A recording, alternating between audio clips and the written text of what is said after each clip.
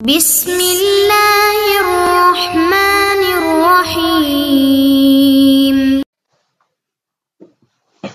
أعوذ بالله من الشيطان اللعين الرجيم. بسم الله الرحمن الرحيم. وبه نستعين وهو خير ناصر ومعين. عزیز طلاب کرام، امید ہے کہ آپ تمام خیر و عافیت سے ہوں گے۔ جیسا کہ آپ سب آگاہ ہے، ہماری گفتگو چل رہی ہے مقصد خامس یعنی بحث امامت کے اندر، جس میں ہم نے گفتگو کی تھی امامت سے، اور بحث کرتے ہوئے ہم مسئلہ رابعہ پر پہنچے ہیں، اور اس میں ہم نے امام کے اوپر نص ہونے کو ضروری قرار دیا، اور اسی کے ضمن میں ہم نے ائمہ اثنا عشر پر نصوص پیش کیے، قرآن کی آیتیں اور احادیث نبوی کو مستند اور صحیح اور معتبر سندوں کے ساتھ ذکر کیے۔ اس کے بعد ہم نے تائید کے طور پر اقوال علماء اہل سنت کو پیش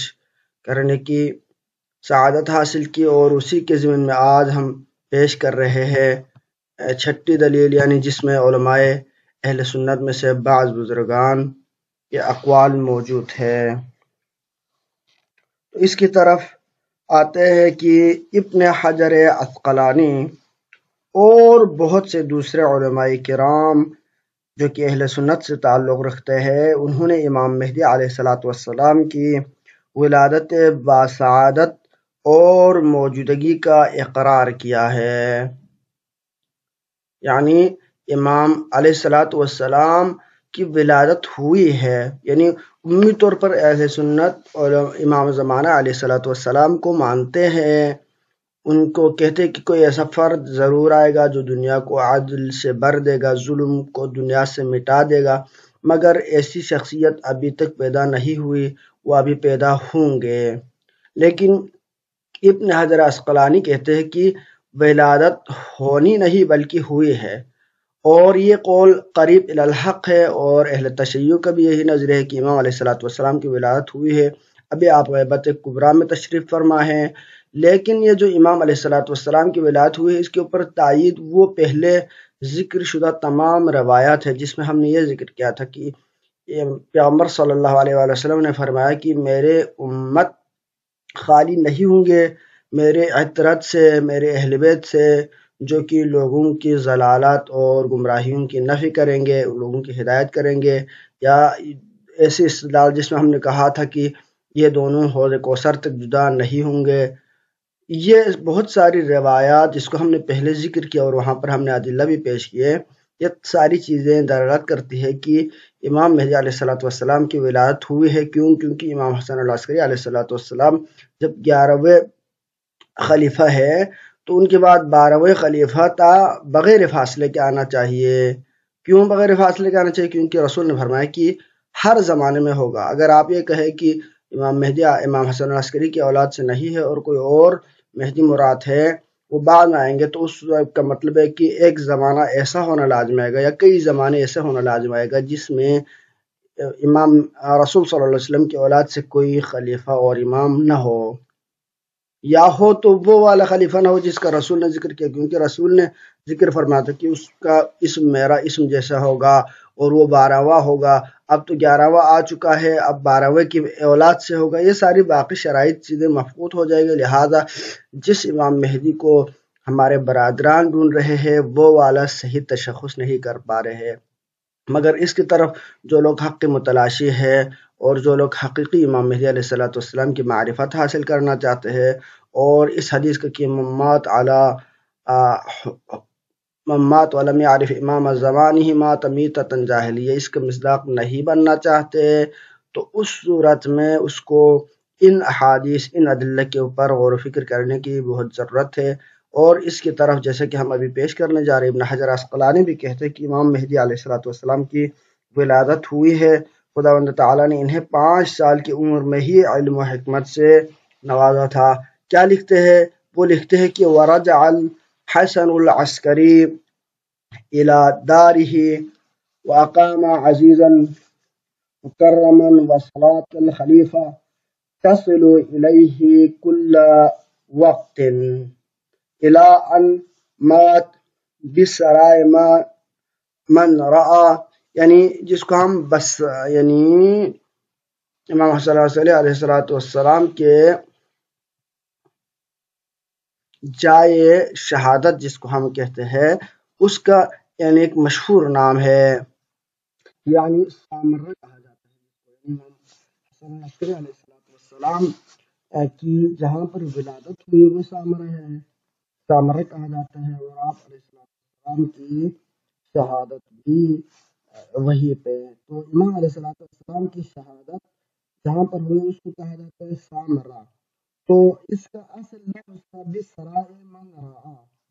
یعنی سرائے من رعا تھا، تو اس کو ایک ساتھ ملا کر سامرہ کہا جاتا ہے، سرائے من رعا کو سامرہ کہا جاتا ہے۔ تو لہذا وہ کہتے ہیں کہ امام علیہ السلام کی جو شہادت ہوئی تھی یعنی وقت الى علمات بسرائے من رعا، یعنی آپ بصرہ میں یعنی سامرہ میں آپ کی وفات ہوئی، ودفن عند ابیہ، اور آپ کو اپنے والد گرامی کے ساتھ وہاں پہ دفن کیا گیا۔ یہ سنہ کون سی سنہ تھا؟ یہ سنہ تھا سنہ 260، سنہ 260 میں آپ کی شہادت ہوئی ہے سامرہ میں۔ شہر سامرہ میں آپ کے معتمد عباسی کے زمانے میں تھا، ان کے ہاتھوں شہید ہوئے، وعمہ، اور آپ کو اپنے والد اور اپنے عام چچا کے ساتھ دفن کیا گیا۔ وعمرہ 28 سنہ، اور آپ کی عمر کیا تھی اس وقت؟ 28 سال تھے۔ یقال انہ ثم اذا ولم يخلف غیر ولده ابو القاسم محمد الحجہ وعمرہ عند وفات ابیہ 5 سنین۔ کہتے ہیں کہ آپ کو جب زہر دے کے شہید کیا گیا تو آپ کے خلف میں یعنی آپ کے پیچھے کوئی اور چھوڑا نہیں گیا تھا، یعنی آپ کا کوئی وارث نہیں تھا مگر ایک امام قائم علیہ السلام، یعنی محمد الحجت قائم علیہ السلام باقی تھے آپ کے پیچھے۔ وعمر ہو، اور اس وقت ان کی عمر شریف عند وفات ابی والد گرامی کی شہادت کے وقت 5 سنین 5 سال تھے، لیکن پھر بھی لیکن اعطاہ اللہ فیہا الحکمہ، اللہ تعالیٰ نے آپ کو اس 5 عمر کے زمانے میں بھی علم و حکمت سے نوازا تھا۔ وَيُسَمَّى الْقَائِمُ الْمُنْتَظَرُ، اور آپ کو قائم منتظر بھی کہا جاتا ہے۔ قیل، کہا جاتا ہے لأنہ سطر بالمدینہ، یعنی کہا جاتا ہے کہ آپ مدینے میں روپوش ہو گئے، وغاب، اور لوگوں کے نظروں سے غائب ہو گئے، فلم یعرف این ذہب، اور یہ معلوم نہیں ہوا کہ آپ کہاں چلے گئے، یعنی آپ کی غیبت کا زمانہ وہاں سے شروع ہو گیا، جس کو ہم غیبت صغریٰ کہتے ہیں، اور اس کے تقریباً 70 سال بعد آپ غیبت کبریٰ میں چلے گئے۔ تو یہ ذکر کیا ہے الصواعق محرقہ صفحہ نمبر 214 پر ابن حجر عسقلانی نے۔ اسی طرح مناقب آل محمد، جس کو النعیم المقیم لعدت النبأ العظیم کے نام سے ایک کتاب جو مشہور ہے، یعنی شیخ الشافعی ابی محمد بن عبد الواحد الموصلی کے، اس کے صفحہ نمبر 161 پہ بھی ہے، جس کی تحقیق شدہ نسخہ چھپ چکی ہے پہلے، یعنی طبع اولیٰ 1997 میں۔ اسی طرح نور الابصار فی مناقب آل المختار ہے۔ تو ان تمام کی عبارتیں بھی اگر ہم ذکر کرنا چاہیں تو وہاں پر ان روایتوں کو بھی ہم ذکر کر سکتے ہیں۔ اس کے علاوہ اور بھی بہت ساری روایتیں موجود ہیں۔ یہ جو نور الابصار کی جو تحقیق ہے وہ الغریری نے چھپی ہے، اور اسی طرح ینابیع المودہ آغا سلیمان کی قندوزی کی جو ہے کتاب ہے، وہ جو کہ حنفی تھے، ان کی کتاب بھی چھپ چکی ہے، اس میں بھی یہ چیز موجود ہے، یہ روایت موجود ہے۔ تو اس طرح سے بہت ساری روایتیں موجود ہیں۔ ایک اور روایت ہے کہ کانت ولادتہ یوم الجمعۃ منتصف شعبان سنہ 55 و 200، فرماتے ہیں کہ امام علیہ السلام کی ولادت جمعے کے دن 15 شعبان کو یعنی شعبان کے نصف کو سنہ 255 میں ہوئی تھی، یعنی سنہ 255 میں ہوئی تھی۔ تو اس طرح امام علیہ السلام کی یہ یعنی ولادت کے بارے میں ذکر کیا ہے، جس کو وفیات الاعیان میں ابوالقاسم منتظر نے ذکر کیا ہے، جلد نمبر 4 صفحہ نمبر 176 پہ۔ اس کے علاوہ ایک اور روایت بھی ہے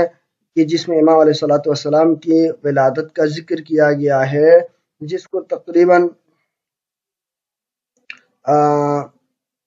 الملک ابوالفضل اسماعیل بن علی بن محمود بن عمر نے لکھا ہے تاریخ ابوالفضل میں، جس کو ذکر کیا ہے اس میں بھی یہی چیز ذکر ہے کہ امام علیہ السلام کی تاریخ ولادت ہوئی تھی 255 ہجری میں۔ اسی طرح امام مہدی علیہ السلام کے بارے میں ایک پورا باب مؤمن شبلنجی مصری نے اپنی کتاب نور الابصار میں تحریر کی ہے، نور الابصار فی مناقب آج النبی المختار للشبلنجی۔ اس میں انہوں نے اس چیز کو ذکر کیا ہے، جلد نمبر 2 صفحہ نمبر 180 پہ، جس کی مطبوعات طبع بھی چھپ چکی ہے، اس کی طرف آپ رجوع کر سکتے ہیں۔ تو اس طرح سے اہل سنت کے بزرگ علماء کرام نے امام علیہ السلام کی ولادت کا بھی ذکر کیا ہے، اور یہی قول اعلیٰ ہے، کیونکہ یہ پیغمبر صلی اللہ علیہ وسلم کی دوسرے فرامین کہ جس میں آپ علیہ السلام کی ولادت کا ذکر کیا گیا ہے، یا آپ علیہ السلام کے اولاد میں سے جو خلفاء آئیں گے ان کے تواتر کے ساتھ بالطبع آنے کی جو ذکر کی گئی ہے اس کے ساتھ سازگار ہے، لہذا یہی قول صحیح ہے۔ اگر آپ اس کے اوپر مدلل اہل تشیع کے ہاں بہترین کتاب پڑھنا چاہیں گے تو جمال منتظر جو کہ ترجمہ ہے منتخب العصر فی الامام الثانی عشر کا، آیت اللہ لطف اللہ گلپائگانی کی کتاب جو ہے اہل سنت کے 69 کتابوں سے، اور جس میں صحاح ستہ وغیرہ شامل ہے، اور اس کے ساتھ ساتھ اہل تشیع کی بہت ساری کتب سے احادیث کو نقل کرتے ہوئے 3 صدی سے 14ویں صدی تک اہل سنت کی جو کتابیں وہاں سے نقل کرتے ہوئے اس کے لیے اہل تشیع کی بہت ساری کتب سے استفادہ کرتے ہوئے اس کتاب کو لکھا گیا ہے، تو اس سے بھی آپ استفادہ کر سکتے ہیں۔ امام علیہ السلام کے بارے میں مستقل سینکڑوں کتابیں لکھی گئی ہے، ان تمام کی طرف آپ رجوع کریں گے تو آپ کو امام علیہ السلام کی ولادت کا علم ہو جائے گا۔ لیکن کچھ اعتراضات کیے جاتے ہیں کہ کیسے ممکن ہے ایک بندہ اتنا طویل عمر پائے، تو اس کا سائنسی لحاظ سے بھی آج کل ثابت ہو چکی ہے یہ بات کہ ایک انسان کا طویل العمر ہونا کوئی بعید نہیں ہے، بلکہ ایک عام حیوان بھی اگر اپنے تقاضا اور صحت مندانہ غذائیں لیتا رہے اور اپنی بنیادی ضروریات کا خیال رکھے تو وہ بندہ طویل العمر یعنی وہ حیوان بھی طویل العمر ہو سکتے ہیں۔ تو چیز ہے کہ انسانوں میں ہزاروں سال جینے کی صلاحیت موجود ہے، مگر یہ انسان اپنے کیے ہوئے کرتوتوں کی وجہ سے دنیا سے اس کی طبعی موت سے پہلے اس کو موت آ جاتی ہے۔ یا اگر آپ کلی طور پر دیکھیں تو سارے مسلمان اس بات کو مانتے ہیں کہ اعوذ باللہ من الشیطان الرجیم، ہم شیطان سے پناہ مانگتے ہیں۔ تو شیطان جو کہ گمراہ کرنے والا ہے، جو کہ ہادی نہیں ہے، اس کی زندگی پر وہ تو ہزاروں سال، وہ تو حضرت آدم سے پہلے سے ہے، تو ہزاروں سال اس کی زندگی ہونے پر ایمان تو رکھتا ہے، مگر یہ انسان ہادی کے اللہ کی طرف سے ہادی کے موجود ہونے پر یعنی ایمان نہیں رکھتا۔ تو لہذا یہ ایک امر بعید نہیں ہے کہ اگر کوئی بندہ یہ غیر معقول ہے، اس طرح کی باتیں کوئی بھی نہیں کہہ سکتا، بلکہ یہ غیر معقول نہ ہونا تو دور کی بات، بلکہ یہ عین حقیقت ہے۔ جس طرح حضرت عیسیٰ علیہ السلام اب تک زندہ ہے، لیکن حضرت امام زمانہ علیہ السلام سے طویل العمر ہے، تو چیز ہے کہ حضرت عیسیٰ کی جو امام مہدی علیہ السلام کے پیچھے نماز پڑھیں گے جو کہ کتب فریقین میں موجود ہے، تو جب جو نماز پیچھے پڑھنے والا مأمون ہے وہ اتنا لمبا عمر پا سکتا ہے، جو امام ہے اور نماز پڑھانے والا ہے اس کی طویل عمر ہو تو کون سی بعید سی بات ہے۔ تو لہذا تمام ادلہ سے یہ بات ثابت ہو جاتی ہے کہ پیغمبر صلی اللہ علیہ وسلم کی اولاد سے 12 خلیفہ ایسے آئیں گے جو کہ امام ہوں گے، اور وہ وہی ہے جس کا اہل تشیع ایمان رکھتے ہیں جن کے اوپر، اور جن کی امامت کے اہل تشیع قائل ہے، اور اس کو علماء اہل سنت بھی قبول کرتے ہیں، اور ان کی عالمیت نہ صرف دعویٰ کے حد تک، دلائل کے حد تک ہے، بلکہ پریکٹیکل لائف میں تمام لوگ اپنی زندگیوں میں ان کے اپنے زمانے میں ان کو مرجع علمی مانتے رہے ہیں، ان کی صلاحیات، ان کی امامت، ان کی منصب خلافت کے اہل ہونے کے قائل ہوتے رہے ہیں، اور اس کے اوپر نص بھی ہے پیغمبر اکرم صلی اللہ علیہ وآلہ وسلم کی طرف سے، نہ صرف نص بلکہ قرآن کی آیتیں اگر تفاسیر کی طرف رجوع کریں تو باہمی اس چیز کی طرف ہمیں رہنمائی کرتی ہے کہ بہت سارے مقامات پر اللہ تعالیٰ نے ان کی امامت کا ذکر فرمایا ہے، جس کو ہم نے کتب فریقین سے، خصوصاً اہل سنت کی کتابوں سے اس چیز کو ذکر کیا ہے۔ بس یہ بات واضح اور آشکار ہو جاتی ہے کہ حقیقی ائمہ اگر ہے تو اللہ کی طرف سے کوئی منصوب ہے، اگر رسول کے خلیفہ موجود ہے، وسیع ہے، تو یہی بارہ ہے۔ صلی اللہ علیہ سیدنا محمد وآلہ الطیبین الطاہرین، اللہم صلی علی محمد وآل محمد وعجل